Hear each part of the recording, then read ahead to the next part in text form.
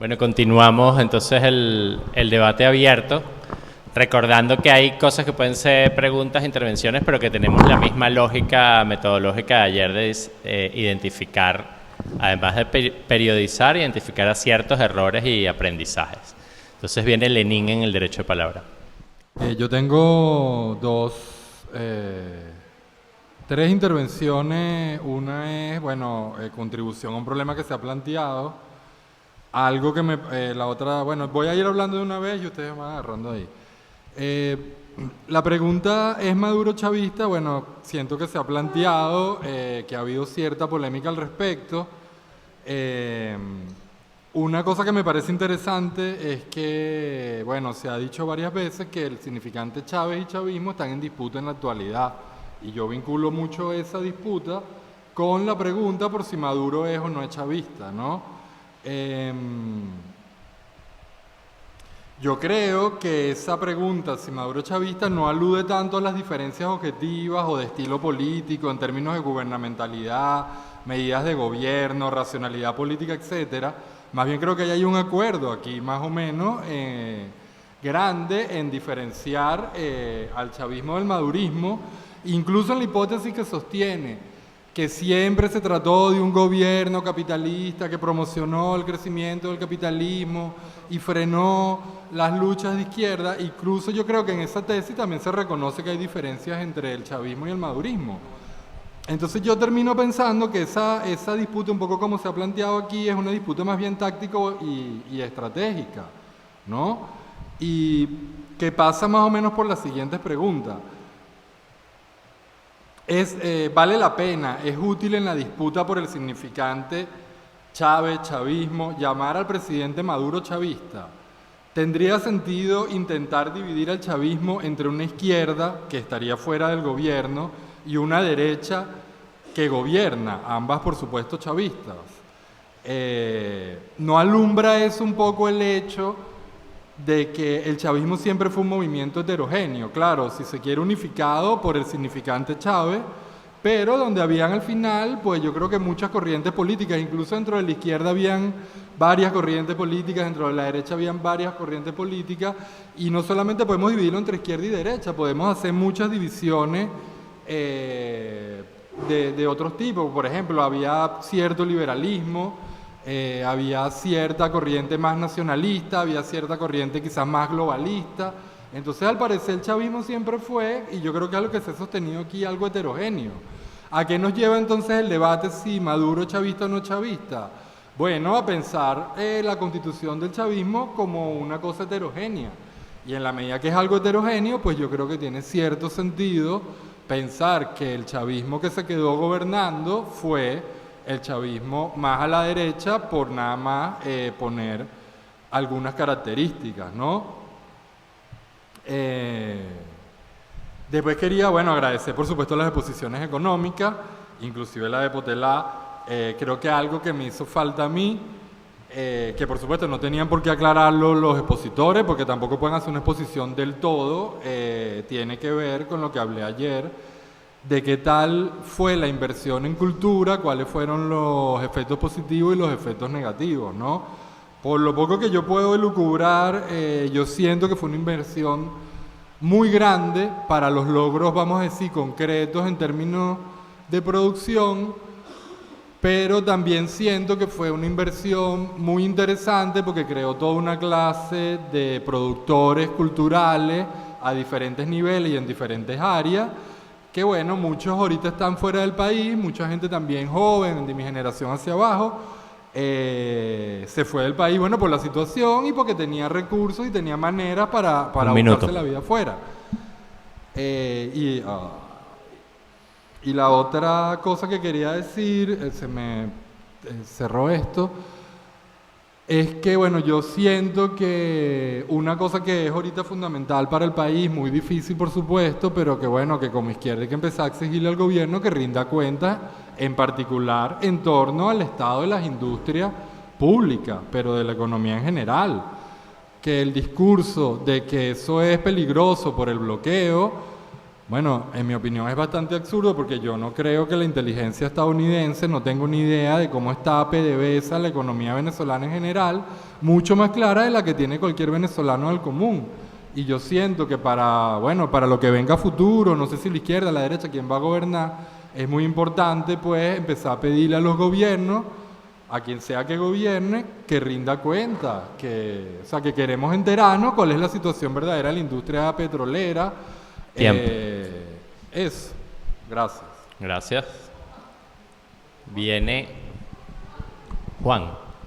Bueno, yo vuelvo sobre la polémica rentismo por rentismo, que ya varios compañeros han abordado, pero que me parece que es medular en la actualidad, ¿no? Yo creo que hay varias cosas que caracterizan el discurso oficial en torno al tema, ¿no? Lo primero es que se asume que los precios del petróleo siempre estuvieron por encima de $100 a lo largo de todo el periodo en el que estuvo Chávez gobernando, ¿no? Y todo eso de alguna forma para justificar el hecho de que precisamente por la caída de los precios de petróleo recientes que se ha generado, el gobierno se ha visto obligado a virar en su política económica, ¿no? Lo segundo es que a Chávez le cayó la renta del cielo, ¿no? Parece como un hecho del destino, que nos envió la renta petrolera y que gracias a eso se pudo hacer lo que se hizo. Pero precisamente de un proceso y parte de la política es que la renta se disputó, no solamente a nivel de precio y producción, sino también a nivel y fundamentalmente a nivel del régimen fiscal petrolero, a nivel del tema de la propiedad, que nos tocará hacer, por supuesto, un balance en torno a los avances y retrocesos sobre la nueva nacionalización petrolera, ¿no? Pero sin duda hay que combatir esa idea de que la renta es un hecho providencial que además está determinado solamente por el tema de los precios, por el tema de la producción, y no se analiza el tema del régimen fiscal petrolero. Por cierto, en la actualidad pues buena parte de esas obligaciones impositivas pues han sido abandonadas, ¿no? Hay exoneraciones de impuestos sobre la renta, negociaciones en términos de regalías, exoneración de otros tipos de impuestos. Entonces, lógicamente, la renta se ve disminuida al respecto. Luego existe un tema de rentofobia, digo yo, ¿no? Es decir, una aversión a la renta y al rentismo, ¿no? Y una asimilación de renta y rentismo como que si fuesen sinónimos, ¿no? Entonces, frente a ello, para evitar el rentismo, entonces hay que renunciar a la renta, ¿sí? Y eso lo que encubre es la apropiación privada de la renta en su origen, que es lo que estamos viendo con esta licencia recién aprobada de Chevron, por ejemplo. O sea, si algo intentó y se disputó el chavismo en el gobierno fue el control de la renta en su origen, a pesar y de que en múltiples denuncias, incluso en múltiples discursos, el propio comandante Chávez denunciaba cómo, a pesar de que el proyecto bolivariano se apropiaba de la renta en su origen, la renta terminaba en su destino en manos de la burguesía, tal cual como se muestra en los gráficos y en las tablas que vimos hace rato. Entonces, lógicamente, frente a esta rentofobia, lo que se está haciendo es ceder espacio y abrir la posibilidad de una captación de la renta en su origen nuevamente por parte de la burguesía.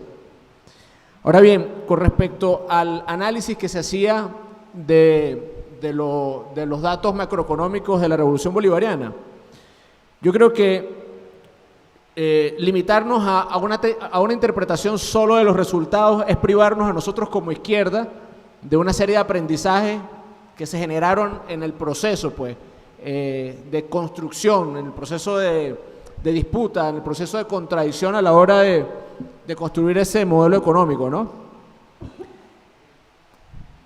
Es decir, bueno, ahí además de exponer los datos macroeconómicos, también hay que poner los datos macrosociales, ¿no? Y no se pueden disociar de ninguna manera. Pero yo sí creo que como izquierda nos debemos un balance pormenorizado de los intentos anticapitalistas que hicimos como chavismo para enfrentar precisamente o para intentar resolver las contradicciones fundamentales de la economía venezolana. Yo creo que nos hace falta un balance muy serio sobre el tema de las nacionalizaciones y las diferentes formas de gestión que se ensayaron. Un minuto. Yo creo que incluso la derecha tiene mejor balance que nosotros sobre el tema de las nacionalizaciones, incluso mucha más información. Uno generalmente consulta Transparencia Venezuela y esas ONG de derecha para poder obtener datos al respecto. Yo creo que tenemos que hacer un balance serio sobre el tema de la economía popular y la economía comunal. Creo que también es fundamental analizar todos los intentos y los proyectos de industrialización que se hicieron a partir de la industria petrolera. Por ahí se habla poco de algo que se llamó el Plan Robin Hood, que era justamente el correaje industrial alrededor de PDVSA. Creo que hay que hacer un balance crítico sobre eso.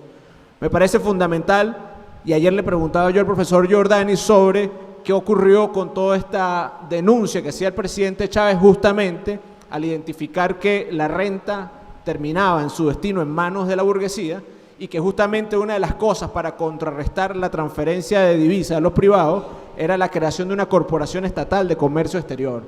¿Qué pasó con eso? ¿Sí? ¿Cuál es el balance que hacemos con respecto a ese tema? Creo que también es fundamental analizar el tema del régimen fiscal petrolero y el estatus de la nacionalización petrolera, ¿sí? Yo creo que nos debemos nosotros como izquierda un balance muy serio en torno a estas iniciativas anticapitalistas, desde mi posición, desde mi punto de vista, que intentaron contrarrestar la tendencia histórica que vimos de la economía venezolana, ¿verdad? Hay que analizar hasta qué punto fueron errores de concepción o hasta qué punto fueron errores de implementación de la política, hasta qué punto fueron errores teóricos, pues, o hasta qué punto es un problema técnico o gerencial, cómo jugó el tema de la correlación de fuerza a la hora de aplicar dichas políticas. Yo creo que es fundamental hacer ese balance y bueno, ojalá que de aquí podamos incluso salir con algunas iniciativas para hacer balances más pormenorizados en torno al chavismo. Gracias, Juancho. No, mira, yo quisiera citar dos ejemplos de esto, porque en términos de continuidad de lo que decía Juan con el tema del rentismo. Quizás lo que vivimos más aguas abajo, ¿no? Yo recuerdo muy bien aquella imagen de Chávez entregando tractores en el llano del país, y recuerdo que él entregó un tractor a un campesino que estaba haciendo, su siembra con mucho esfuerzo para mecanizar la tierra, y un año después Chávez fue al mismo campo y estaba el señor ahí disciplinadamente en el discurso de Chávez, en el aló presidente. Y Chávez le dice, mira, a ti fue que te entregué el tractor, mira cómo te fue con eso. No, fino me fue, comandante, mira, ya hasta no trabajo, yo alquilo el tractor a otros campesinos y bueno, con eso estoy viviendo. Cuña, aquel impacto, aquella vaina del sentido de cómo se expresa el rentismo también aguas abajo, ¿no? Porque la fabricación industrial de ese consenso del rentismo viene desde el Estado, pero no podemos hacernos los locos de que también nosotros reproducimos aguas abajo un poco ese sentido, y me parece que una apuesta por el socialismo tenía que también identificar eso y contrahegemonizar eso, ¿no? Pero también pongo otro ejemplo que nos pasó a nosotros en Lara, no en Barquisimeto, con una empresa que llega, que la instala, se la compra el gobierno venezolano a los chinos, y era una empresa para fabricación de salsa ketchup, de salsa de tomate, se llama Casquibor. Casquibor es una empresa, prefabricada que se instala, y cuando la instalan, nosotros miramos, mira, pero esa parece una fábrica de juguetes, pues era una cosa así bien artesanal, con pocos elementos. Entonces nos parece que aquí estafaron de nuevo al Estado. Sin embargo, los trabajadores que estaban ahí dijeron, bueno, pero vamos a echarle pichón a la fábrica. Y cuando la primera producción de la salsa de tomate sale un agua roja, una cosa así que no se parece en nada a la salsa de tomate que nosotros comemos. Y nosotros, bueno, la gente preguntó, mira, pero esta no es la salsa que se consume aquí en Venezuela. Y los chinos dijeron, bueno, eso fue lo que el gobierno venezolano compró. Entonces el gobierno venezolano le dijo a los chinos, no, pero ustedes tienen que hacernos una fórmula de salsa de tomate para el consumo de acá, pues. Y ahí me recordaba eso cuando escuchaba al compañero Aquilazo cuando hablaba del tema de la transferencia tecnológica. La transferencia tecnológica y la transferencia no solamente en equipo, sino en conocimiento técnico. Y los tipos se encerraron a hacer la fórmula en el laboratorio de la fábrica, pero no dejaban pasar a los trabajadores a ver cómo fabricaban la fórmula. Entonces los trabajadores le decían, mira, pero yo quiero ver cómo es que hacen ustedes la fórmula, porque yo quiero aprender. No, pero es que el gobierno no compró aprendizaje. Compró la fábrica y le estamos haciendo la fórmula. La fórmula se la vamos a dar lista. Resultó que la fórmula que hicieron los chinos tampoco funcionó. Tampoco funcionó porque no están acostumbrados a esa nomenclatura de la salsa de tomate. Y fueron los trabajadores los mismos que se sentaron a hacer la fórmula y lo lograron. Es más, lograron una fórmula alterna de salsa de tomate y empezaron a recrear otra vez la empresa, porque el tema era que las piezas no daban. Había un tema de dos tecnologías que eran incompatibles. Y ellos mismos tuvieron que fabricar las piezas. Bueno, al término de un tiempo los trabajadores tenían que tener el control total de la empresa. Tenían el control total porque el Estado era un elefante blanco y el gobierno no quería meterse con eso porque había hecho una mala compra. Y ahí los trabajadores pusieron a trabajar esa fábrica bajo control obrero. Y esa fábrica llegó a surtir de salsa de tomate buena parte del occidente del país, y en Lara se consumía bastante esa salsa de tomate. Entonces, me parece que eso fue una experiencia de cómo esa relación entre la transferencia tecnológica es una... ¿Sí? La fábrica se mantuvo. Ahora está parada por un tema técnico. Bueno, evidentemente la burocracia arremetió contra ellos durante muchos años y los trabajadores aguantaron. Pero bueno, lo que quiero decir de todo esto es que esa transferencia tecnológica y esa transferencia de conocimiento fue un campo de lucha de clases también. Y fue un campo de que los trabajadores no estuvieron a la cola del gobierno, porque si fueran estado a la cola del gobierno, fueran renunciado a eso. Y fue una apuesta por una contrahegemonía, una contrahegemonía contrarrentista. Y me parece que esa experiencia es una de muchas experiencias en Venezuela que el gobierno no quiso revisar, porque era la constatación de que los trabajadores y las trabajadoras, y no necesariamente los fabriles, los trabajadores de cualquier área, podían encargarse de la economía del país, quizás con carencias, podían encargarse de la planificación de la producción. Entonces, para terminar, yo lo que creo es que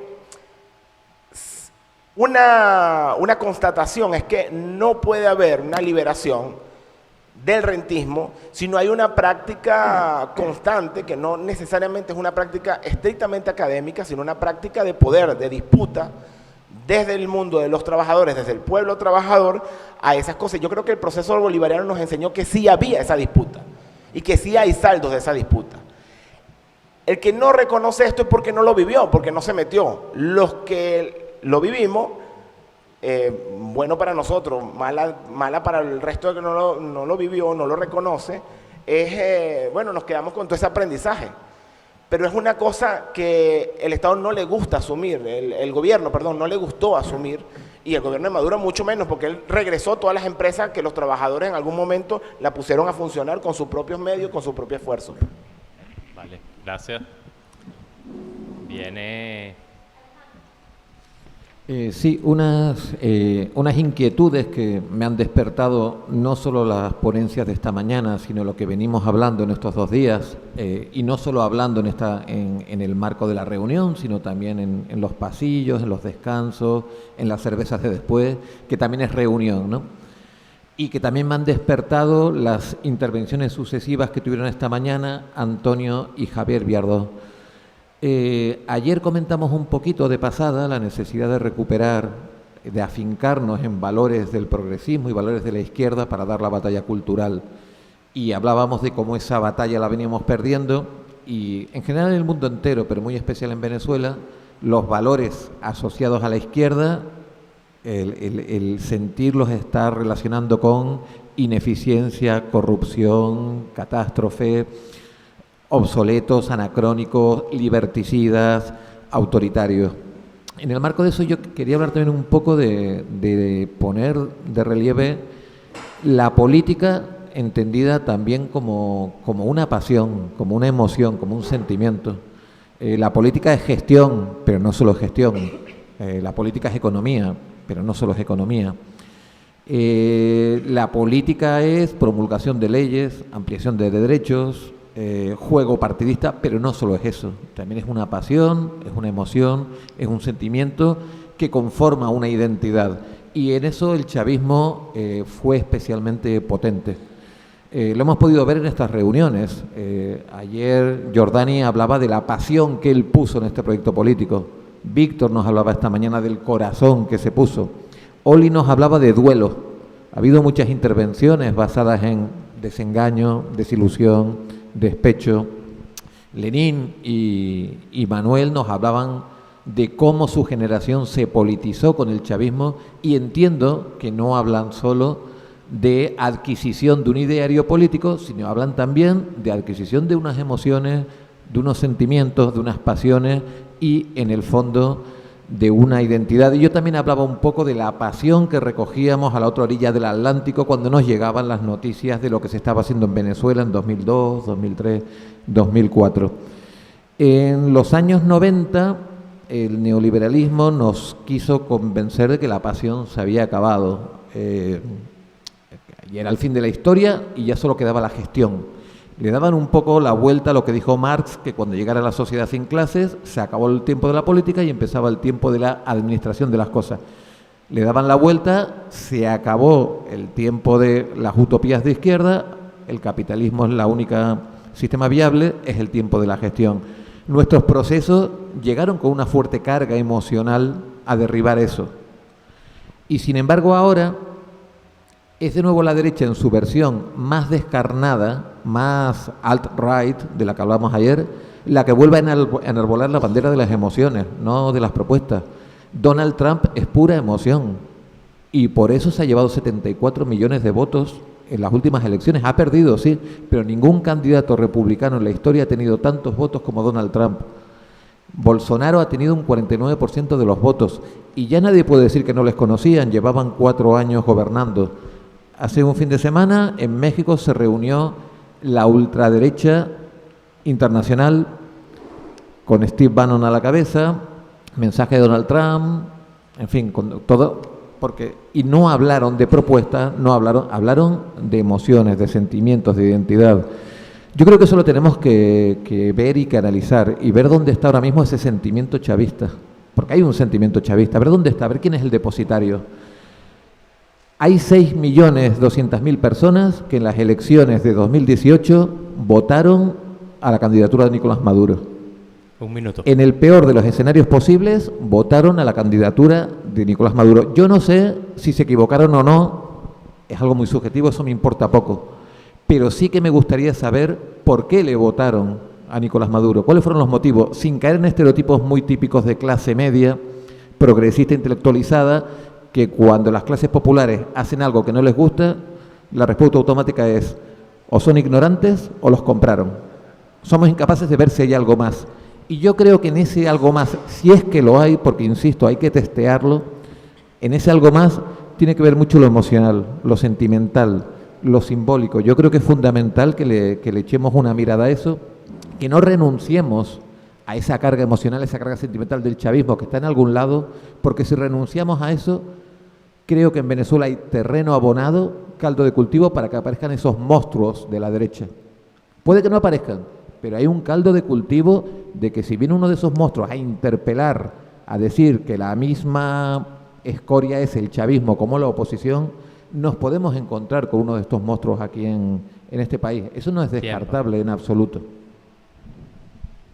Sí, escuchando las presentaciones en la mañana, obviamente un gran tema era el rentismo y el extractivismo.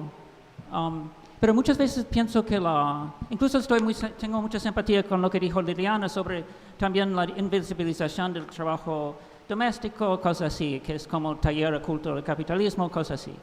Pero creo que nuestra responsabilidad desde izquierda es, obviamente, ir más allá de los problemas que se presenten, en las formas en que se presenten. Creo que, por ejemplo, el extractivismo en estos últimos 5 años, quizás pienso que el marxismo latinoamericano ha sido pobre en sus contribuciones, pero sí se ha formado un eje sobre el anti-extractivismo como discurso.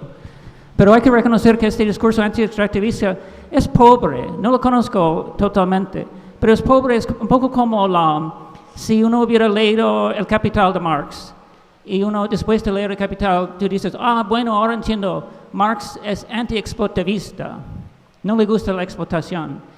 Pero no es precisamente eso, no es que Marx es sencillamente anti-explotivista, digamos, en contra de la explotación, sino presenta un conjunto de categorías que nos explica por qué la explotación existe, además de otras formas de dominación. Entonces, igual, la dominación patriarcal, creo que tiene que ver con categorías. La dominación patriarcal que vivimos hoy día tiene que ver con el reino o el dominio de categorías capitalistas sobre nuestra vida y la destrucción del medio ambiente por vía del extractivismo.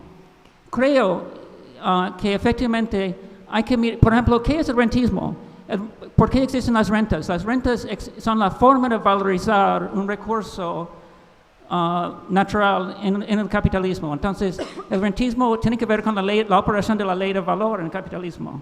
No es porque somos malos, no es un asunto cultural, aunque sí tiene manifestaciones culturales, pero el rentismo es casi la forma necesaria, o la renta es la forma necesaria en que los recursos naturales no producidos humanamente van a estar gestionados bajo un régimen capitalista.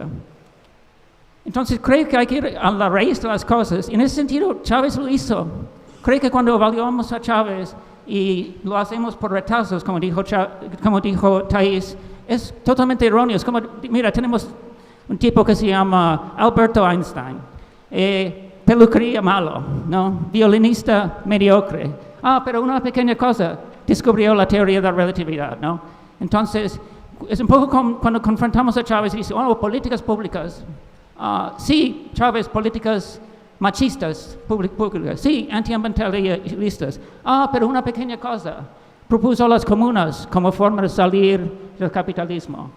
Y creo que eso es como su logro más genial. Y si no evaluamos eso, estamos cayendo en el absurdo.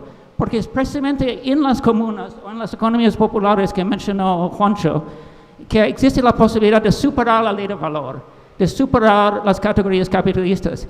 En las comunas no hay razón, mientras se aparten la ley de valor, no hay razón para que el trabajo doméstico sea menos valorizado en términos morales, en términos reales, que otras formas de trabajo. No hay razón en que no se puede gestionar los recursos naturales de forma racional, sostenible y evitar las dinámicas de rentismo. Pero si no pensamos en contextos sociales, comunales, populares o autogestionarios en que se puede superar las dinámicas capitalistas que incluye el rentismo, creo que Archibald Batista hizo mucho daño al país con separar el rentismo de otros del discurso anticapitalista seria. Entonces, si no buscamos esos espacios en que no estamos dominados por las leyes del capitalismo, sencillamente nos quedamos en quejas. Un minuto. ¿No? Que nos quedamos en quejas, que no nos gusta tal cosa. Pero creo que eso no es la tarea de la izquierda. La tarea de la izquierda es ir a la raíz de la cosa. La raíz es el dominio de las categorías capitalistas sobre nuestra vida. Y ese dominio principal es la expresión de la ley de valor sobre nosotros. ¿Cómo se supera la ley de valor? Con formas de relacionarnos que son comunales, por decirlo así, que son democráticas, sustancialmente democráticas. Así se puede decidir lo que queremos, cuánto petróleo queremos, cómo vamos a usarlo. Pero sencillamente pensando cómo deben ser las políticas, eso no va a solucionar el problema. Creo que Chávez mismo es el más gran crítica, que hizo la crítica más seria al chavismo, porque hizo un proceso, una búsqueda permanente y descubrió que sus políticas públicas no estaban funcionando. Descubrió que había problemas de corrupción y por lo tanto creo que propuso en 2009 la forma comunal para superar estos problemas. Tiempo. Y creo que es la propuesta más radical y más seria. Bueno, lo primero saludo el encuentro, ya llevamos que unas 16 horas más las birras, como unas 20 horas reunidas, más todas las horas que tomó la organización de este evento. Yo creo que eso es una muestra de la pasión, ¿no?, que todavía despierta y del interés y de la importancia que le damos a hacer un balance del chavismo en este momento, ¿no? En este momento que uno podría renunciar a una tarea tan compleja, ¿no? Tan compleja porque a veces todos los elementos que van saliendo acá uno dice, bueno, ¿cómo hacemos para ordenar esto? Por eso me pareció muy importante ayer la precisión metodológica que hacía Javier sobre diferenciar lo estructural, lo coyuntural, lo situacional, y yo creo que varias de las ponencias de hoy ayudaron a empezar a ver ese trasfondo estructural, pero que todavía nos falta cómo avanzar en entender el chavismo, no como a veces nosotros tenemos una tendencia a la simplificación que hace que nuestros análisis también sean demasiado simples y no a dar cuenta de un proceso muy complejo y de un proceso, ¿no? Un proceso donde no hay un demiurgo, no fue que Chávez creó o que Chávez hizo todo a su voluntad, ni un grupo de chavistas o un grupo de iluminados que lo seguía e hizo todo lo que quiso, sino que había un proceso mucho más complejo, con muchos actores, pero donde el mismo actor que lleva este proceso es un actor plural, diferente, contradictorio, fraccionado, donde se encuentran muchas izquierdas, no nada más la izquierda trasnochada y la izquierda no trasnochada, y la izquierda trasnochada porque leía mucho, sino también la izquierda de los que rumbeábamos y también creíamos en la revolución. La izquierda más comeflor, la izquierda más posmo se unió en el chavismo, y esos debates, yo me acuerdo estar mucho tiempo, muchas horas debatiendo con gente que tenía unas concepciones muy diversas, cómo construir consenso, y era una dificultad, cómo construir consenso, cómo construir política con esa diversidad de actores, y actores que también tenían intereses contradictorios, que tú decías, bueno, hacia dónde estás jalando, donde cada quien jalaba. Entonces esto, para darle una herramienta también a esta metodología, bueno, cómo pensamos este jugador, al chavismo como un jugador complejo, plural, pero que está en la cancha con otros jugadores que también hacen cosas, que también reaccionan, ¿no? Y ahí como el espacio donde se da ese juego también es un espacio que está empantanado, que está lleno de botellas, de minas, de todo lo que te puedes encontrar, y que es el Estado, ¿no? Yo creo que hay una cosa que nosotros no hemos analizado lo suficiente, que es el Estado chavista, hasta donde nosotros logramos desarrollar, ¿viste? Hay como una cosa que a mí me parece una paradoja muy fuerte, ¿no? Porque el chavismo es la respuesta a la crisis del puntofijismo, a la larga crisis del puntofijismo. Entonces había un montón de discusiones del petroestado, del Estado corrupto, de la violencia policial, que nosotros veníamos y que se cristalizaron en el chavismo. Y después, 20 años después, llegamos a una situación parecida o peor a la crisis que teníamos. Entonces a mí me parece esa situación más paradójica. Bueno, ¿cómo comprender eso? Y cómo comprender hasta qué punto nosotros logramos avanzar en construir otro tipo del Estado corrupto, de prebendas, de los partidos clientelares, cómo nosotros no logramos desmontar ese Estado, sino que logramos recrear una cosa inclusive peor. Un minuto. En la Cuarta República por lo menos había memorias y cuentas, ahorita no hay ni siquiera memoria y cuentas, ahorita no hay datos. Uno quería ver y uno veía el desastre de las políticas públicas durante la Cuarta República, uno agarraba las memorias y cuentas y sacabas cosas, ¿no? Y decías, mira, qué absurdo el Estado venezolano, pero ahorita no hay ni siquiera esa memoria. Lo dejo hasta ahí. Gracias. Bueno, voy a hacer algunas precisiones más de tipo conceptual, metodológico, si se quiere. Para establecer la periodización hay que tener en cuenta criterios de continuidad y de discontinuidad. Las ponencias que ha habido muestran que identificar las continuidades y las discontinuidades dependen del nivel de abstracción del análisis. Por ejemplo, el rentismo, para por fin ponernos de acuerdo en un concepto de rentismo, nos damos cuenta que el rentismo desde Adriani, o sea, desde Arturo Uslar Pietri, o sea, estamos hablando desde la década de los 30, 40. Es decir, que para construir un concepto de rentismo tendríamos que pensar en un concepto que abarcara un largo periodo histórico, desde la década de los 40 hasta hoy. Es decir, hay una continuidad del chavismo respecto a la Cuarta República, respecto al perejimenismo, incluso desde el gomecismo. Ese nivel de abstracción depende del alcance histórico y también del concepto. Es diferente renta de rentismo. Renta es un concepto de la economía política y eso está en el capital, es la retribución del dueño del terreno, en este caso del subsuelo, es la retribución del excedente entre la parte que le toca al trabajo, la parte que le toca al capital de la burguesía propiamente y al terrateniente.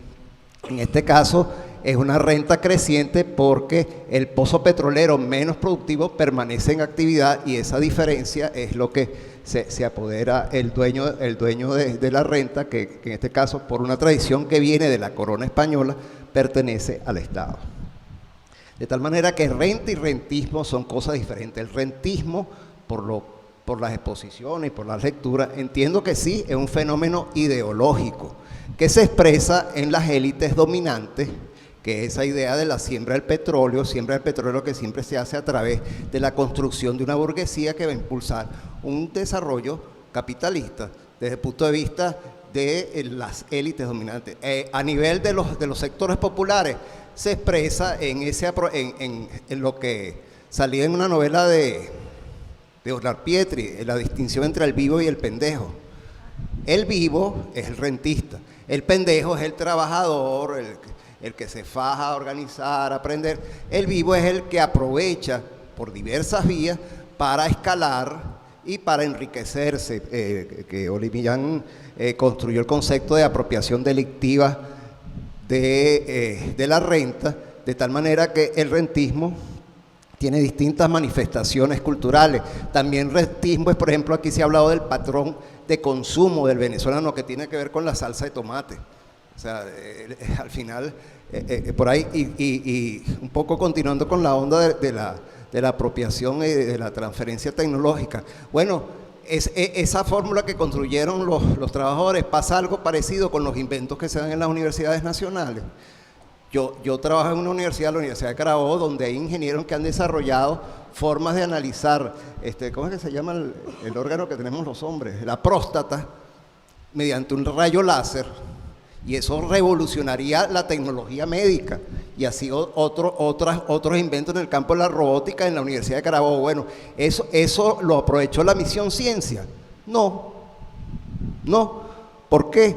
Porque desde, muy pronto en la aplicación de esa misión se tiró la línea de que los universitarios eran adversarios y enemigos del proceso revolucionario y no había que buscar eran los inventores populares.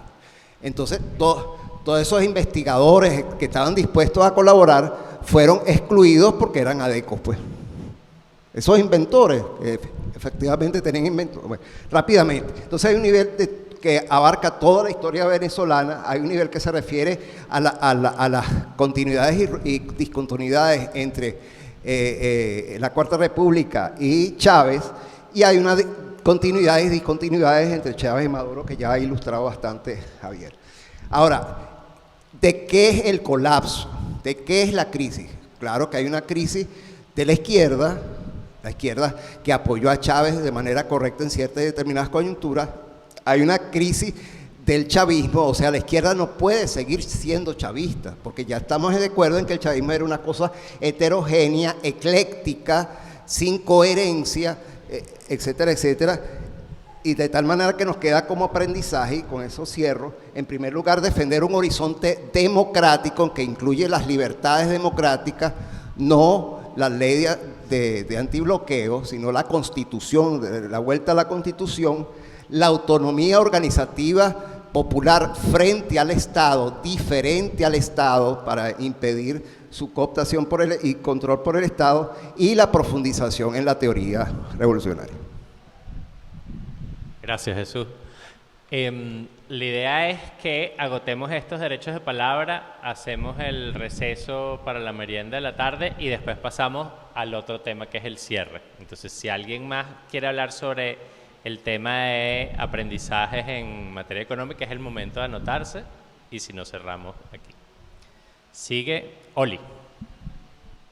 Bueno, en primer lugar, voy a tratar de ser un tanto esquemática. En primer lugar, agradezco la precisión que hizo Javier cuando intervino la primera vez, cuando yo hablé de la visión desideologizada, porque me refería precisamente a enfrentar esas visiones absolutas de la verdad. O sea, la verdad absoluta donde cae un sector de la izquierda, del campismo, sobre el tema del enemigo principal, el enemigo secundario. Por lo tanto, como el enemigo principal es el imperio, todo lo que pasa en la revolución hay que tratar de las contradicciones hay que llevarlas a un segundo plano. Y Evita precisamente tiene que ver con que efectivamente el proceso bolivariano es un proceso profundamente complejo y esa complejidad lo lleva también a ser profundamente contradictorio. Eso por un lado. Por otro lado,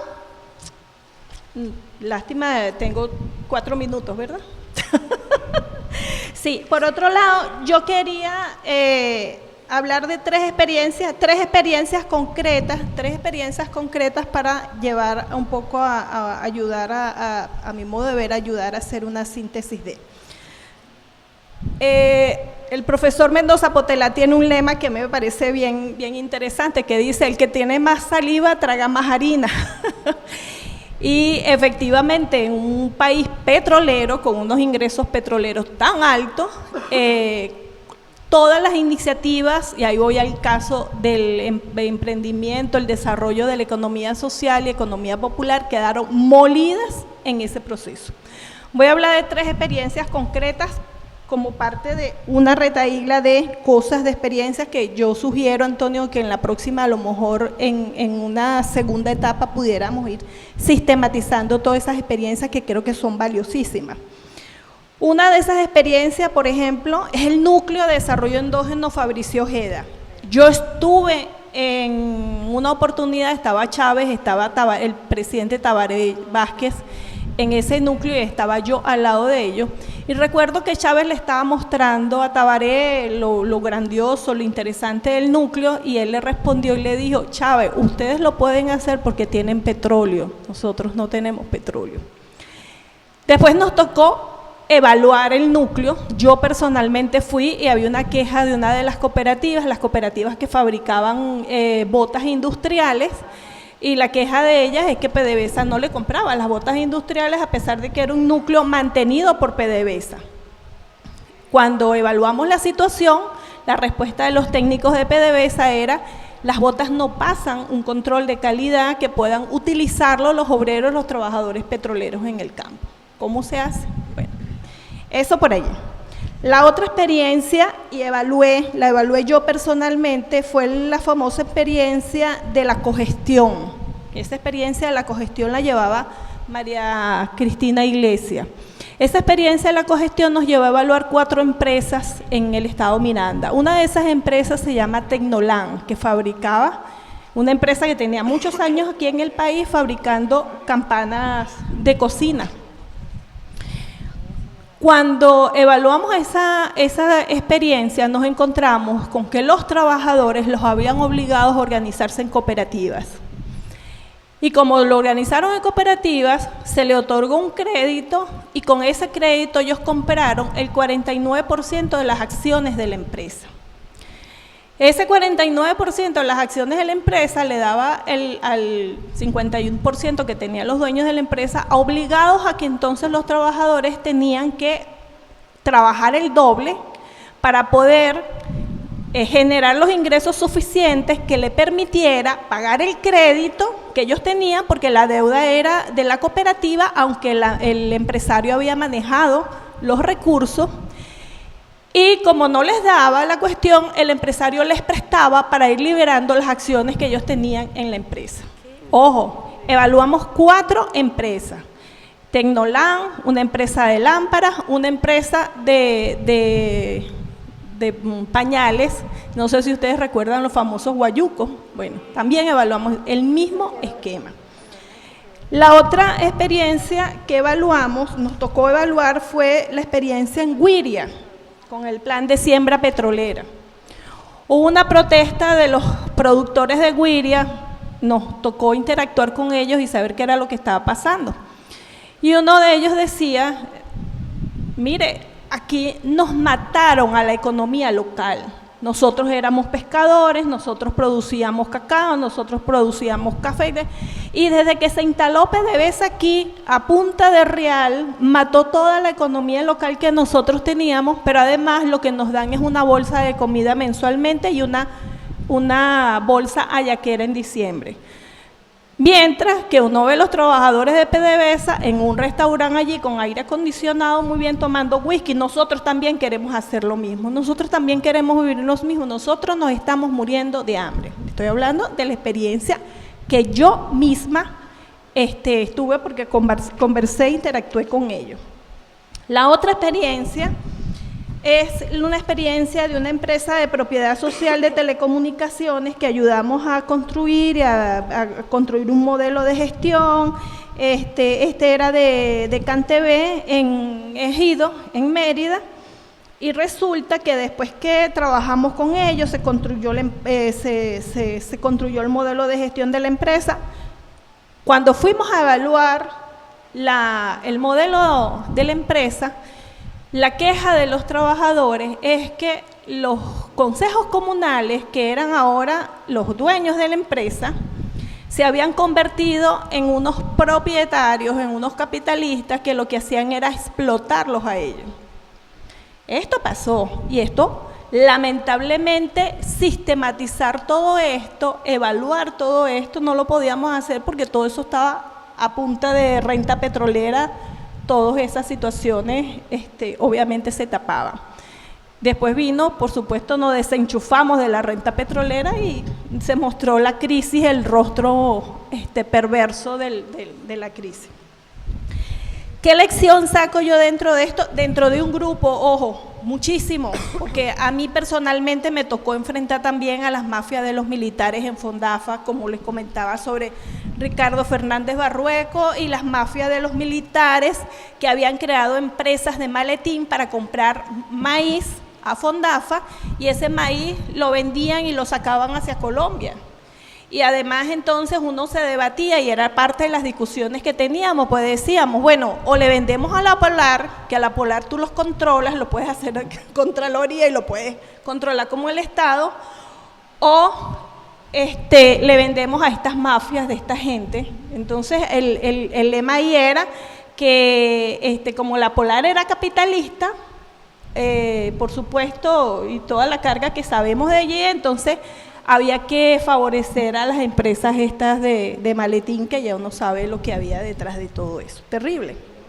Fíjense, ¿cuál es la síntesis que yo saco de esto como aprendizaje? Bueno, el aprendizaje que yo saco de esto es que, primero, un poco rescatando lo que decían los compañeros ayer, sobre todo el análisis de Edgardo, es que tratamos de construir el socialismo del siglo XXI y obviamos la carga histórica de lo que era la experiencia del socialismo del siglo XX.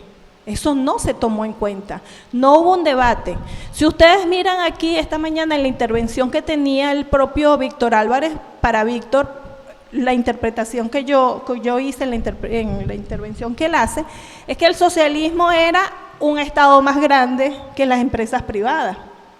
Es el Estado entonces dirigiendo, controlando y teniendo un control absoluto dentro de. Y sobre esta experiencia les cuento que la experiencia del café, que también se las puedo contar porque es una experiencia que yo viví, donde al final los cafetaleros venezolanos quedaron a merced de la burocracia y las mafias que se instalaron en las empresas que fueron estatizadas. Voy a ir redondeando. Entonces, como primera lección dentro de todo esto es que tratamos de construir el socialismo del siglo XXI y obviamos la carga histórica del socialismo del siglo XX, por lo tanto, cada quien tenía una visión del socialismo en su cabeza y creo que todavía existe. Lo otro es que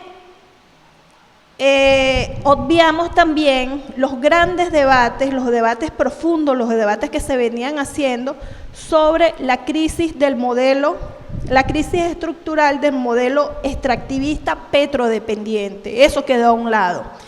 Y esto que no sabíamos, que era el socialismo del siglo XXI, ni cómo se comía, lo pusimos entonces anclado al desarrollo de la renta petrolera, o sea, es decir, del desarrollo extractivista petrolero y de todo el agotamiento y todo lo que estamos viendo. Sobre Nicolás Maduro y Chávez, sí, efectivamente hay rupturas, ojo, pero hay profundas continuidades. yo diría que una de las grandes continuidades es que Maduro es hijo de Chávez. Y cuando uno tiene un hijo, la carga también del ADN va en ese hijo, aunque después se haga adulto y tenga libre albedrío. Gracias. Bueno, en realidad no voy a hacer un comentario sobre las intervenciones, sino más bien a modo de sugerencia. Una primera tiene que ver con la felicitación de la organización de este evento, donde mostraron su vena explotadora, porque aquí hay ya para formar un sindicato en protesta que nos tienen 2 días seguidos. Profesor, ayúdenos a crear otro sindicato, a ver si salimos de esta. Una primera sugerencia, creo que es relativa al documento que hicieron los compañeros de la plataforma en defensa de la Constitución.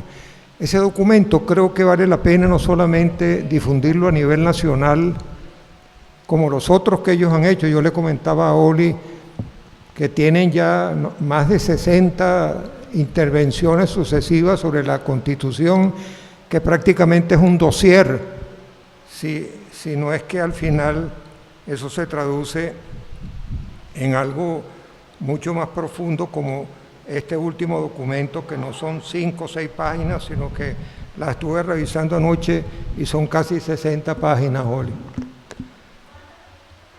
59, exactamente. Pero vale la pena tenerlo no solamente como un documento referencial, si es que viene un porrentismo a nivel nacional e internacional. Como segundo elemento, hay algo que no se ha nombrado acá, pero que fue un esfuerzo inaudito, a pesar de los dirigentes de PDVSA, que fue un balance energético. Si nosotros en Venezuela no realizamos un balance energético para los próximos 30 a 50 años, no podremos ubicarnos exactamente en el uso de las diferentes alternativas energéticas. Tercero, ha surgido de algunas intervenciones la necesidad de una elaboración, de una respuesta, de una reforma fiscal que tiene que ser profunda, revolucionaria, progresiva, si es que va a pasar Venezuela a una etapa porrentista o postpetrolera. Cuarto, la necesidad imperiosa de una ley draconiana contra la corrupción.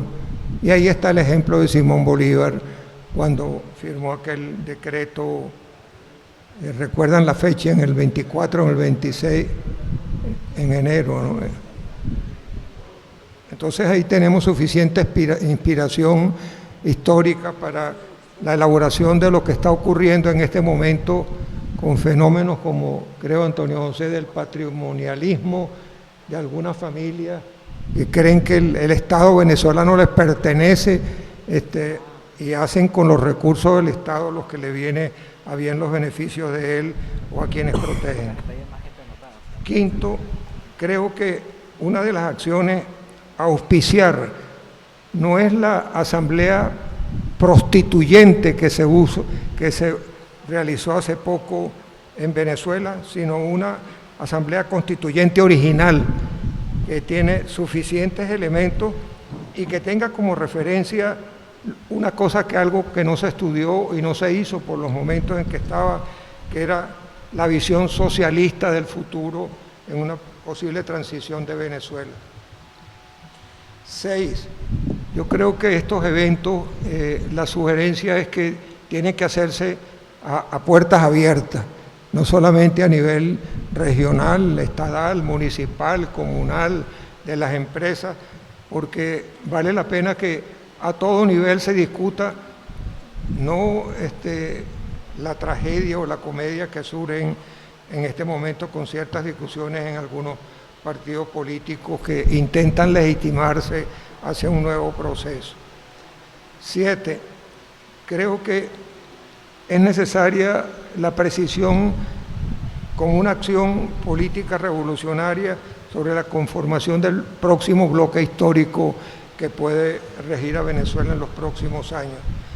Y de allí siento que hay una necesidad que está surgiendo, que es la elaboración de un manifiesto revolucionario, posrentista, pospetrolero, socialista en Venezuela.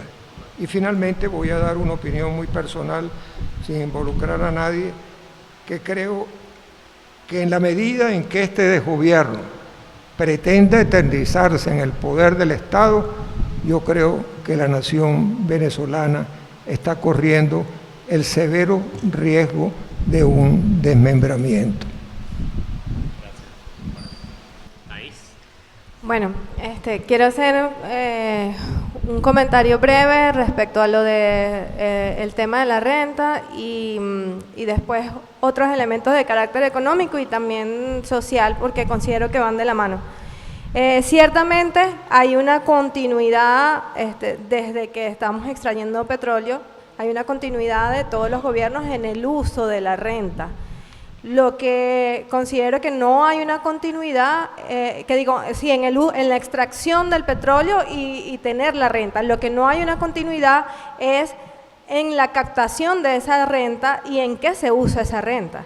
Y de hecho, bueno, no es materia para analizar acá, pero a lo largo de nuestra historia hay golpes de Estado. El golpe de Estado de Isaías Medina Angarita, justamente porque quería hacer lo que planteó Alberto Adriani.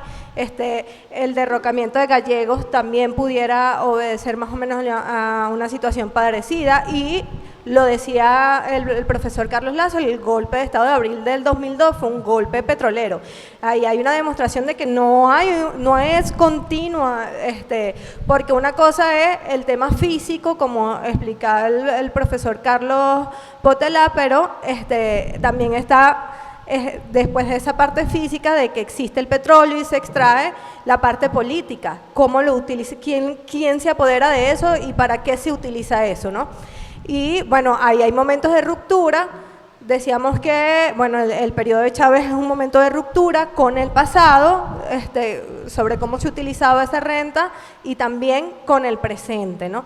Me parece importante el análisis que hizo la compañera Oli de algunas experiencias de carácter, bueno, que impulsaban como una economía distinta, porque fue inversión de la renta en esas experiencias, y otros compañeros también hablaron, por ejemplo Luis. Creo que hay que profundizar más ese debate para ver qué cosas se avanzó, cuáles fueron los errores, y hacer un balance más pormenorizado de eso. En este momento, por decisión política, ese uso de la renta tiene como otro carácter y tiene también unas consecuencias sociales y políticas bastante graves para la sociedad. Yo creo,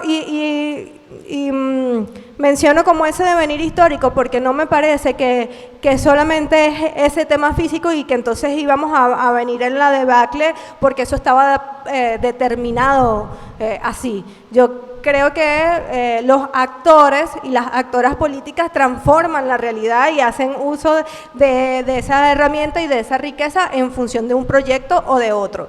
Y el proyecto por el cual se definió la dirección política en la actualidad es un proyecto neoliberal. Acá se ha dicho varias veces, y es importante también analizarlo, digamos, las consecuencias sociales, ese fenómeno de la migración, la pobreza extrema que estamos viviendo, la desigualdad, y ahí caigo yo en el punto de la criminalización, digamos, como un deber también que tengo por la militancia en este momento en el Comité por la Libertad de los Trabajadores Injustamente Detenidos. Nosotros, y a decir que esa criminalización también es un elemento de ruptura con el periodo de gobierno del comandante Chávez, en el que incluso hasta se dio el perdón a los golpistas confesos, ¿no? Esto no ocurre en este momento, y no estamos diciendo que personas que cometan delitos se les tienen que perdonar. Estamos diciendo que hay una criminalización a quien denuncia corrupción, a quien exige reivindicaciones, y además es un método que utiliza leyes del pasado. Bueno, sí, nosotros tenemos el mismo Código Penal desde hace más de 80 años, creo. Los que son juristas pueden corregir ahí, pero también se han hecho leyes en función de la criminalización de la lucha en el periodo reciente, como la ley contra el odio, la ley contra el terrorismo, y entonces vemos un método que consideramos método porque además se ha sistematizado y podemos decir que hay una aproximación a la cifra de 133 trabajadores criminalizados en los últimos 5 años. Digo que es una aproximación porque ese dato se obtuvo solamente con los datos que se tienen en la prensa y los casos que conocemos directa o indirectamente, pero la mayoría de los casos quedan, digamos, en el silencio porque la gente siente temor a hacerlos públicos. Y la mitad de los trabajadores criminalizados es porque estaban exigiendo sus reivindicaciones. Un 10% es porque estaban denunciando corrupción. Buena parte de los trabajadores son además trabajadores de PDVSA y trabajadores de la industria básica. Y ahí todo este fenómeno viene ligado también con la corrupción. Decía en la intervención anterior que hay 2 fenómenos que caracterizan este periodo, que es la corrupción y es la privatización, que han venido de la mano.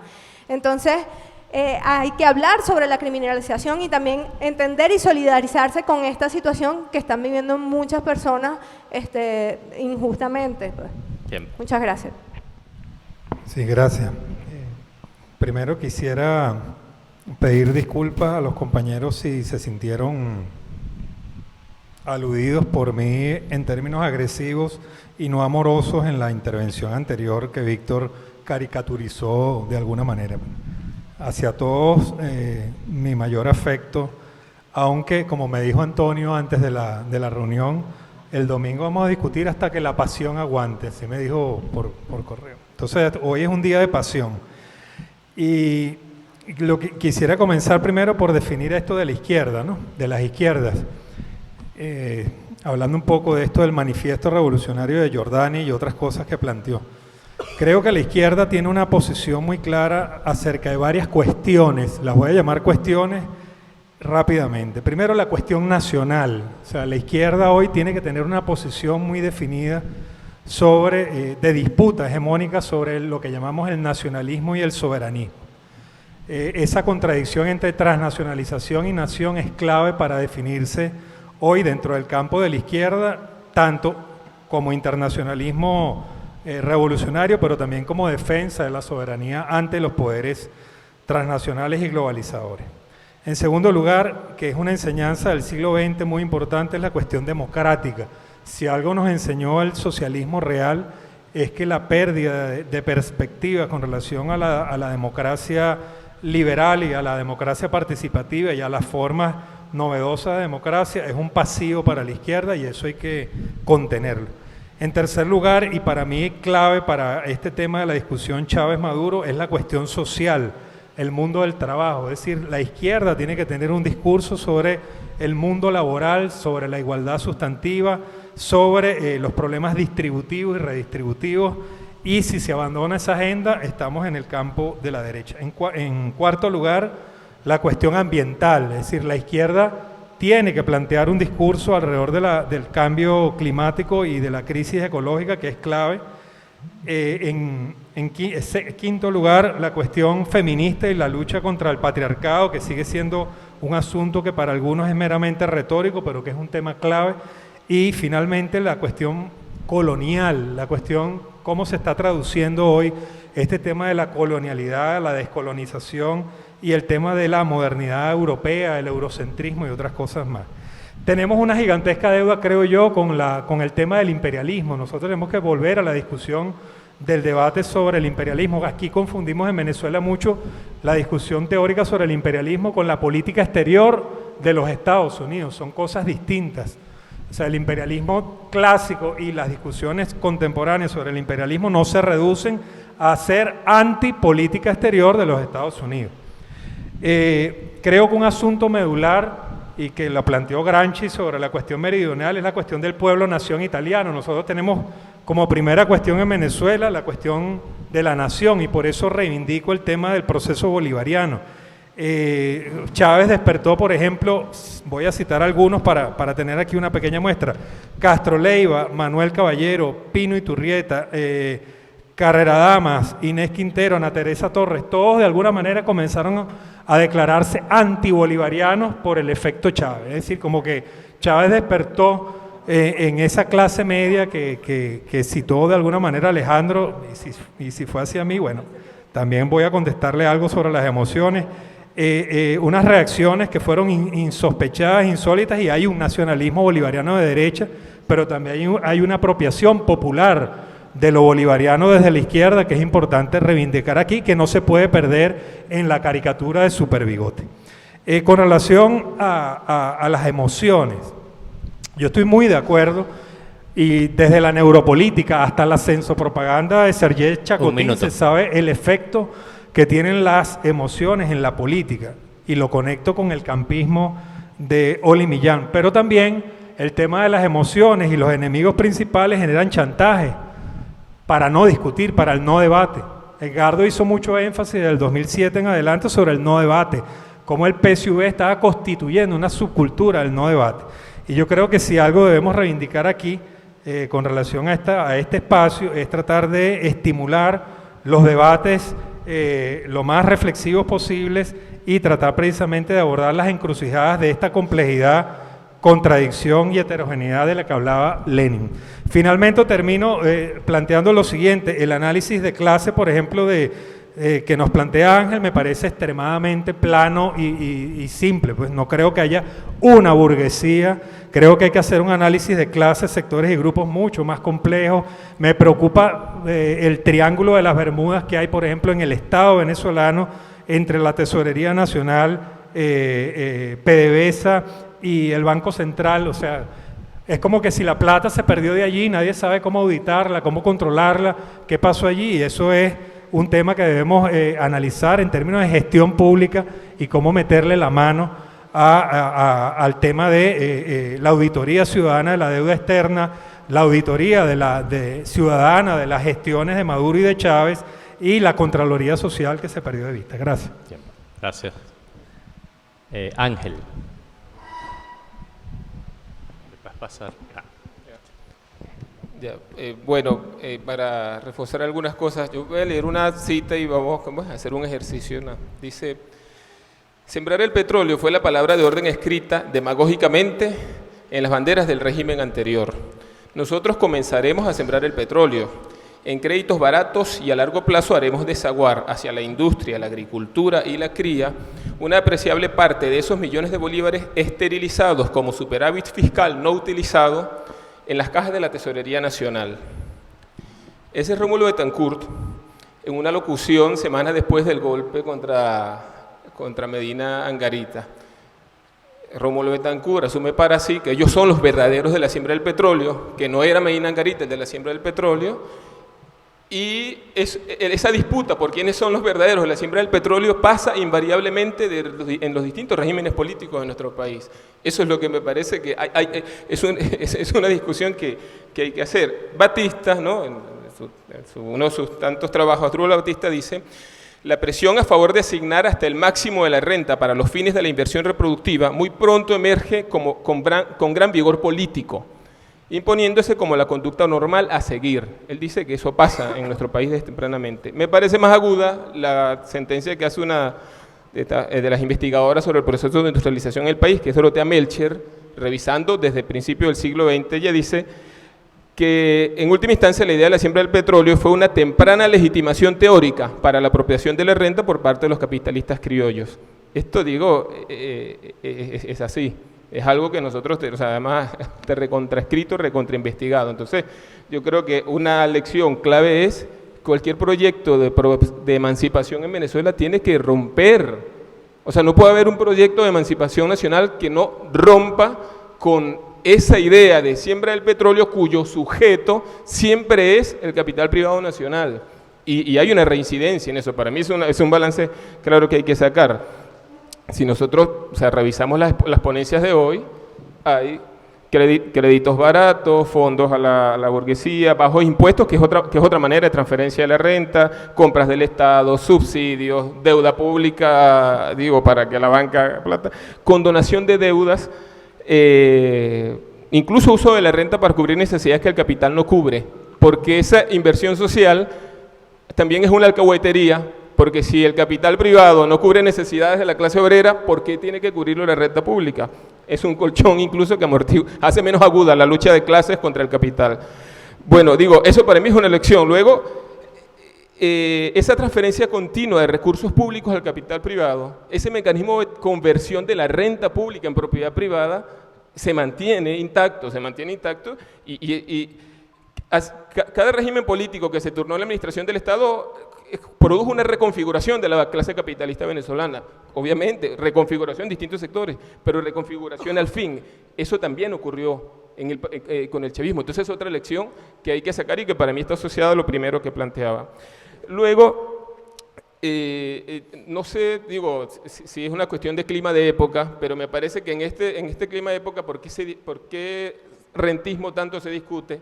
Y me parece que décadas atrás también se discutía el problema del capitalismo dependiente y la condición semicolonial y la relación con el imperialismo. Para mí el problema no es el rentismo es la configuración concreta en Venezuela de la dependencia, me parece. Es decir, es el lugar, el rentismo es la condición que el capitalismo venezolano puede tener en el capitalismo mundial. Entonces hay que revisar la relación con el capitalismo mundial. Para mí, a Batista ya le respondieron hace décadas, teóricos y militantes porque para Batista el problema es el rentismo y la dependencia como que no aparece. Hay que ir al fondo. Para mí que tiene que ver con eso, ¿no? Dale. Creo que esa capaz es una debilidad que tendríamos que ver en la reflexión porque la economía venezolana no puede estar aislada de qué relación tiene el cuerpo económico de la nación con el capitalismo mundial. Por ejemplo, hay algunas definiciones que plantean que el imperialismo es la transferencia sistemática de valores de la periferia al centro. ¿Eso cambió? Cambió mucho, cambió poco, dejó de ser así con Chávez. Por ejemplo, los mecanismos de dependencia se aflojaron o se fortalecieron. Después de Chávez, ¿la nación venezolana quedó más fuerte o más débil frente a las apetencias del capital transnacional? Es una cuestión que digo que habría que profundizar. Y ya para cerrar, hay un aspecto clave que sugeriría, no sé si corresponde aquí o a la reflexión final, pero así como revisamos el modelo económico y el aspecto del modelo político, creo que revisar experiencias y procesos de lucha de clases es clave, es un aspecto para poder hacer balance histórico. Las clases explotadas de este país y los sectores populares, ¿cómo se ubicaron? ¿Qué procesos de lucha tuvieron? ¿No se avanzó más porque no se podía o intentaron pero fueron derrotados? O sea, creo que ese aspecto habría que incorporarlo en futuros espacios para un balance más completo histórico, ¿no? Vale, gracias Ángel. Lili. Sí, nuevamente en términos de la propuesta, ¿no?, metodológica que han hecho, quiero sumar 3 aspectos que me parecen fundamentales. Que tienen que ver con lo económico, pero también con las formas de subjetivación política recientes. Una de ellas tiene que ver como con la apuesta por la consolidación de leyes que se han hablado muchísimo acá, ¿no? O sea, por ejemplo, en el análisis sobre la economía popular, todo el marco de las leyes del poder popular y cómo eso estuvo relacionado con la posibilidad de la implementación de todo eso que estaba allí y de realmente saldos organizativos, etcétera.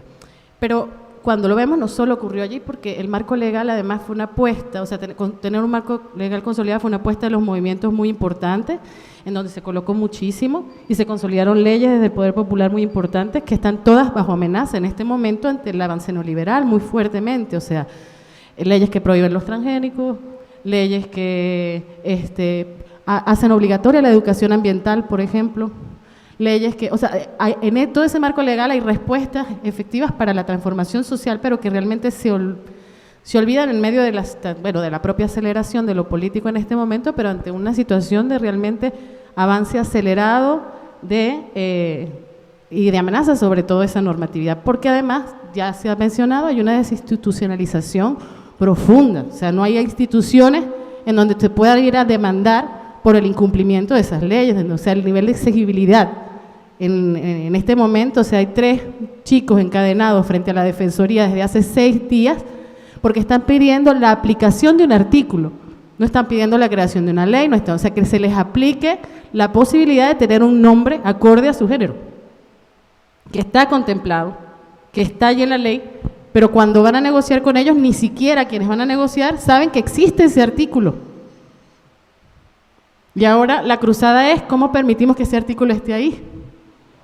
Y cómo la sexogenerodiversidad tiene ese derecho. ¿En qué momento se los dimos? O sea, a veces ni siquiera, o sea, se pierden los mismos avances en la normatividad, pero son espacios de posibilidad de transformación, o sea, de la exigibilidad, volver a la posibilidad de exigir, pero en un contexto, como decía Taí, como ha asomado acá, de profunda, de mucho miedo para hacer ese tipo de acciones.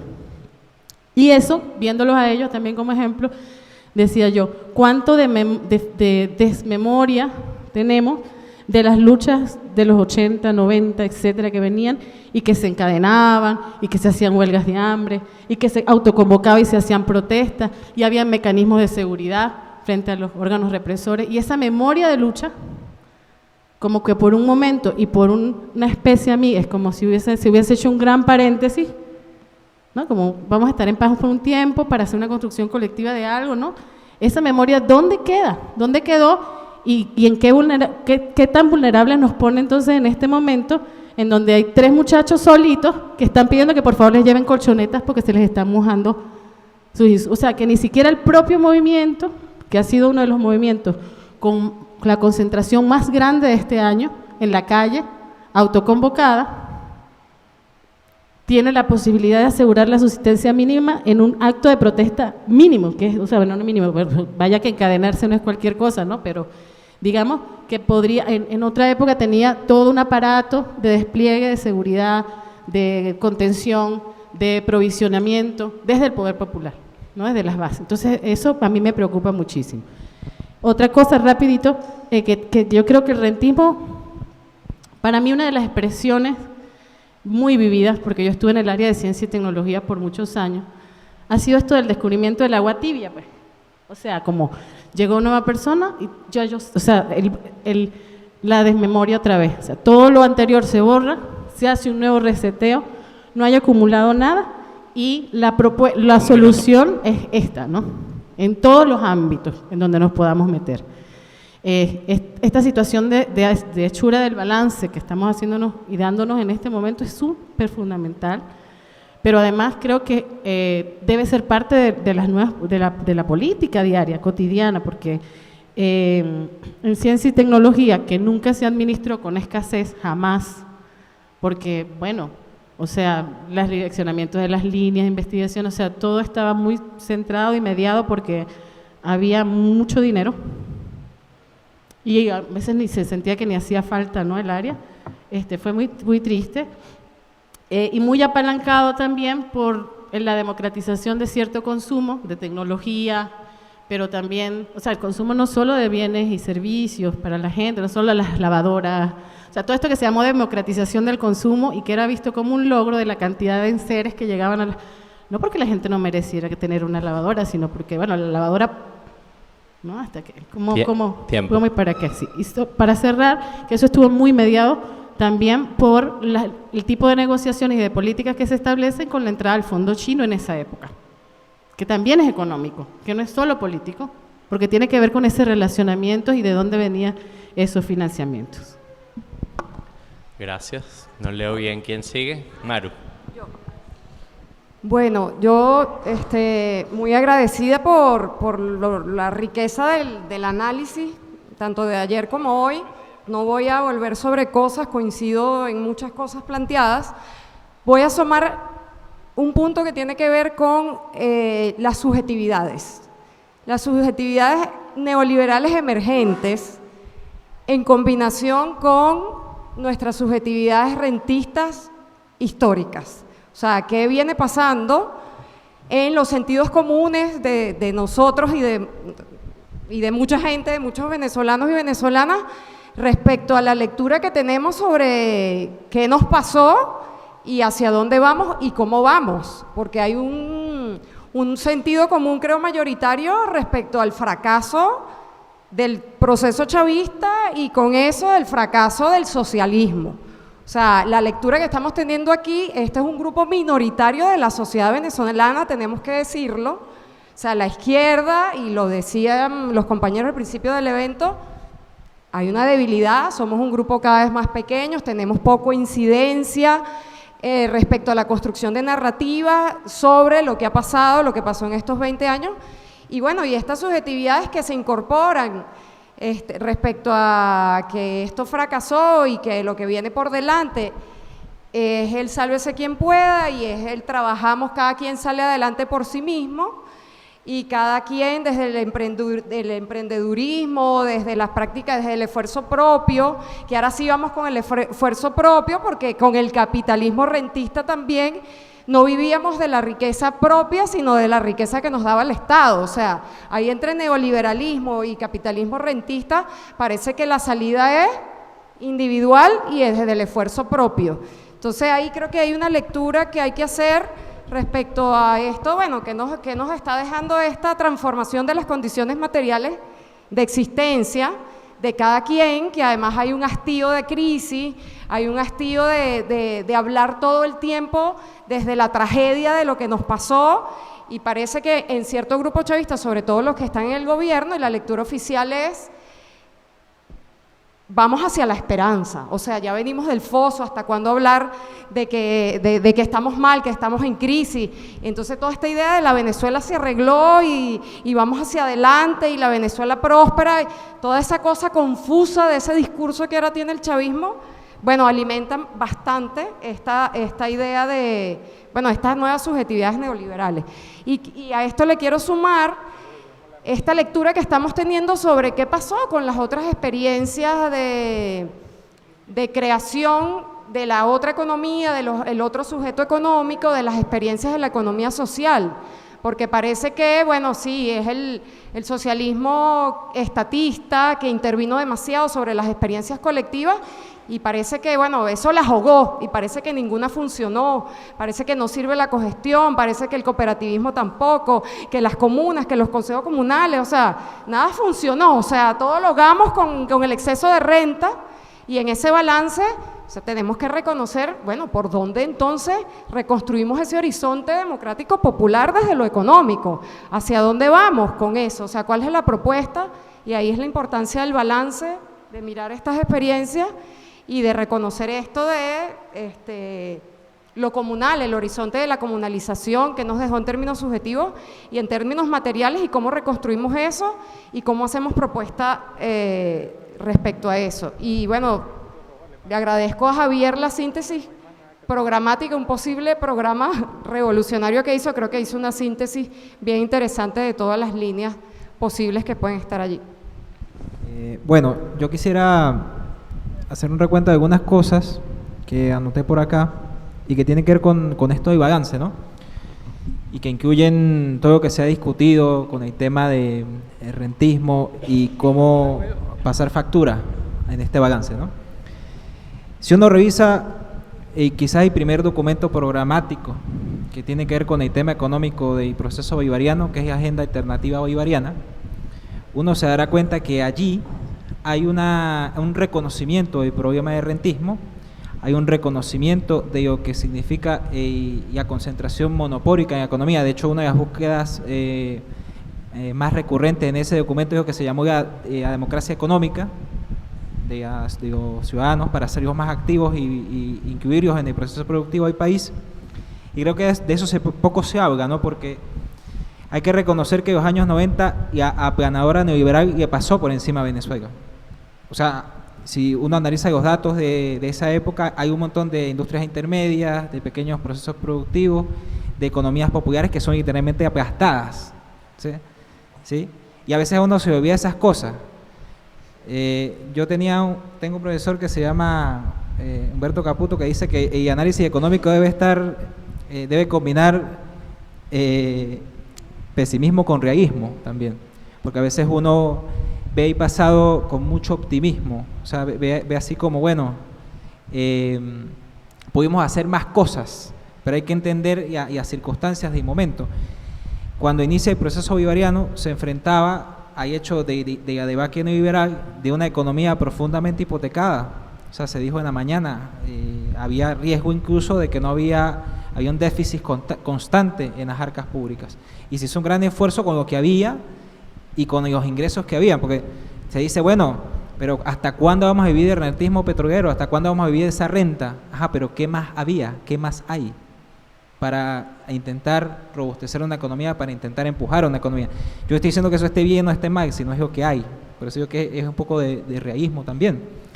Yo no defiendo el extractivismo, pero sí reconozco que hay países en el mundo que necesitan de cierto grado de uso de sus recursos naturales para salir del estancamiento económico en el que están. Porque la gente prefiere o pero lucha por mejorar sus condiciones de vida, ¿sí? Aunque eso signifique modificar una caída de agua, aunque eso signifique extraer petróleo del subsuelo. Entonces, bueno, el proceso bolivariano creo que se enfrentó al gran dilema del rentismo, que creo que ha sido el gran dilema de la historia del siglo XX venezolana. O sea, nadie en este país ha mencionado el tema económico sin mencionar el problema del rentismo.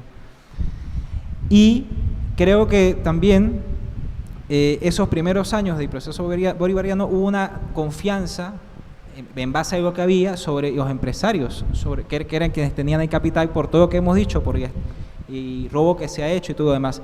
Y se ha dicho también acá, bueno, ¿qué pasó con toda esa plata? ¿Por qué nada persiste? ¿Por qué pasó con las empresas de propiedad social? ¿Qué pasó con los grupos de intercambio solidario? ¿Qué pasó con los grupos de economía popular? Bueno, pero es que la misma pregunta uno se lo podría hacer a los empresarios de este país. ¿Qué empresa de este país puede decir que después de tal grado de acompañamiento económico puede hablar de reducción de gasto por unidad producida, puede hablar de mejoramiento de las condiciones laborales, puede hablar de desarrollo de nuevas tecnologías? La empresa que se supone, entre comillas, entre muchas comillas, que es la empresa más eficiente del país, que es las industrias polar, solo hay que ver ahí. O sea, el gasto por unidad producida se ha multiplicado N veces desde el proceso bolivariano. Entonces creo que el balance tiene que hacer, si uno habla de la economía del proceso bolivariano, tiene que hacer el balance en general. Hoy por hoy, por ejemplo, persisten empresas de propiedad social y funcionan en el interior del país, en Mérida, funcionan en Ara, que hay que ir hasta allá para verlas, porque quizás hay un pesimismo endógeno en la capital, yo creo, ¿no? Y por último, yo creo que así como se abre una era de chavismo con la nueva Constitución del 99, se cierra una era de chavismo con la idea antibloqueo. Sobre todo porque esa idea de democracia económica, de democratizar la economía, de acceso a la información, de acceso a la propiedad, de acceso al financiamiento, de saber qué pasa en la economía, hoy por hoy no existe. Desde 2016 no sabemos ni siquiera cuánto cuesta producir un barril de petróleo en este país. PDVSA no entrega memoria de gestión desde 2016. Tenemos cerca de 47, cierro con esto, cerca de 47 convenios con países extranjeros, no se sabe por cuántos años, no se sabe por qué, firmados. Eso compromete generaciones del país. Gracias. Bueno, quisiera primero recordar la otra exposición que hice. Faltó un elemento que me parece importante además para lograr esta estructura económica que tiene este país actualmente. Hay un antecedente que es importante, que es la Corporación de Economía Básica. La Corporación de Economía Básica es la primera forma institucional en la cual las Standard Oil de Rockefeller ingresan a este país bajo el trienio ADECO, es decir, cuando Rómulo Betancourt. Esa Corporación de Economía Básica, que se registra primero en Nueva York en el año 46 y luego aquí en Venezuela en el año 47, es el instrumento mediante el cual penetran toda la estructura económica venezolana, desde las estructuras industriales hasta las bancarias, pasando por el comercio y servicios. Por ejemplo, actualmente los CADA, vienen de ahí, de la Corporación de Economía Básica. Es decir, ahí logró la estructura en la relación que tenía con Rómulo Betancourt Rockefeller, bueno, logra penetrar con los capitales a través de la Corporación de Economía Básica, que era una corporación mixta, donde el gobierno tenía la mitad y la Standard Oil la otra mitad. Pues. Pero, ¿qué es lo que ocurre realmente ahí? Bueno, ese es el sistema en el cual penetra el capital petrolero a toda la economía venezolana. Es decir, inclusive usted ve en el Hotel Ávila, ahí hay una leyenda, pues. Una placa donde dice, bueno, que ese es un hotel creado por Rockefeller, en esa época, en el año 36, creo, 38. Un hotel creado, bueno, porque no había hoteles aquí en Caracas a la altura, pues, de ese petrolero, pues. Entonces, bueno, construyeron ese hotel, pues. Bueno, me refiero con esto, es que este es un elemento importante que tomar en cuenta también para cualquier análisis, por la cual se deforma y se vincula la economía venezolana al gran capital internacional. Pues. Ese es un elemento que creo que hay que tomar en cuenta, que toda esa estructura dura bueno, hasta que las empresas fueron entregándose a otros grupos económicos, etcétera. Pero ese es un elemento que nos demuestra esa relación que estructuró durante el gobierno de Rómulo Betancourt con el imperialismo norteamericano. Ese imperialismo que parece que ahora inclusive se está poniendo en juego y hay planteamientos inclusive donde ya el imperialismo parece que no existe, que lo he oído en alguna parte. Pero bueno, me refiero que es un elemento que se me había pasado para un poco fijar el origen y el desarrollo de la estructura económica actual de Venezuela. Entonces, y junto con ese tratado de reciprocidad comercial, que en ese libro que se llama La diplomacia de López Contreras y el tratado de reciprocidad comercial de Clevi Machado, es importante, y esta Marisela Padrón, es importante ese libro que lo publicó el Ministerio de Relaciones Exteriores. Pues. Es importante un poco documentarse porque ahí hay una historia bien interesante sobre ese periodo cuando se establece ese tratado. Eso por un lado. Otra cosa, oyendo a Oli Millán, en su experiencia, yo también tuve una experiencia en lo que fue Funda Comunal, en una dirección que crearon, la cual dirigí, que se llama Dirección de Territorio Socialista, pues se llamaba en esa época, no sé si existe todavía. Bueno, eso era para el desarrollo de las ciudades comunales, o las ciudades socialistas que se le ocurrió a Chávez en aquella época, estamos hablando del 2006 más o menos. Bueno, nosotros hicimos ahí un desarrollo de 27, a nivel de plano, por supuesto, de 27 ciudades socialistas. Entonces, bueno, ahí logramos estructurar sobre la base del nivel de desarrollo de los consejos comunales que habían en esa época. Inclusive cada consejo comunal en aquella época tenía un banco. Y habían 17.000 bancos comunales. Dentro de esa estructura que se estaba, o sea, cada banco pertenecía a un consejo comunal. Y por supuesto la lucha entre los consejos comunales se daba para ser vocero de ese banco. Porque ese banco, como no había una ley, que era lo que proponíamos nosotros, una ley de ¿cómo se llama? Una superintendencia de la banca comunal, entonces se regía por la ley de cooperativas. Entonces era prácticamente privado el banco comunal, y el banco comunal entonces ahí se ejercía la lucha por estar en el banco, pues, porque el banco le caían recursos y esos recursos inclusive se ponían hasta sueldos. Bueno, nosotros vivimos eso realmente que era problemático, porque íbamos como se iba desarrollando una estructura de corrupción a nivel global, a nivel de todos los consejos comunales, donde ahí se perdieron billones de bolívares, que una vez lo denunció el propio Chávez en un programa de los presidentes.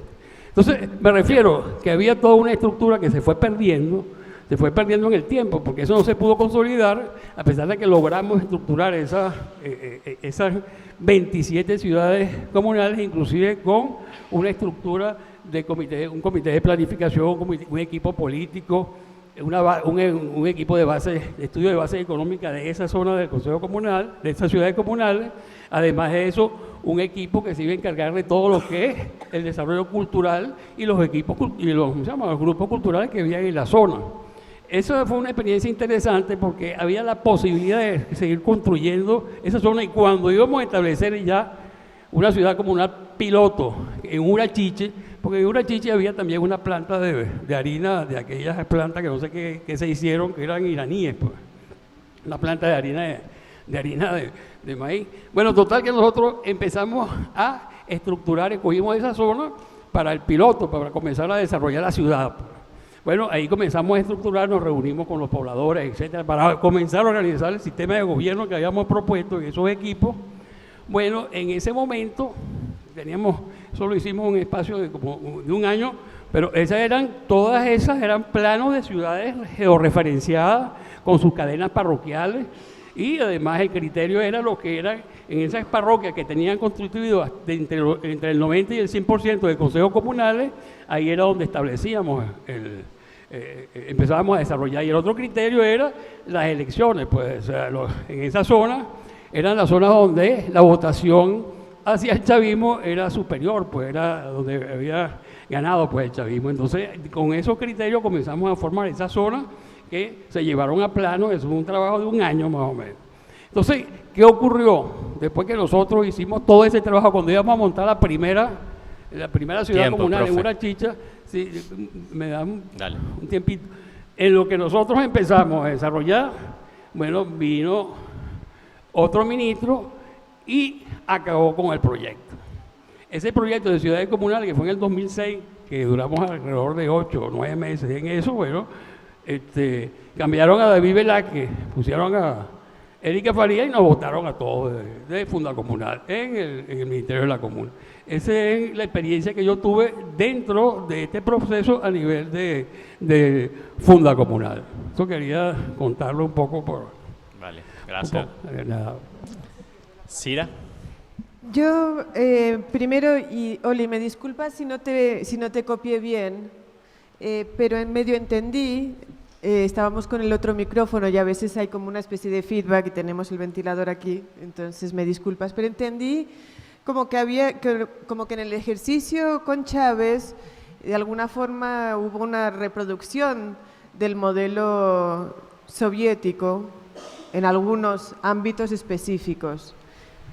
Me imagino que si te entendí correctamente, también sé que no estabas haciendo una generalización.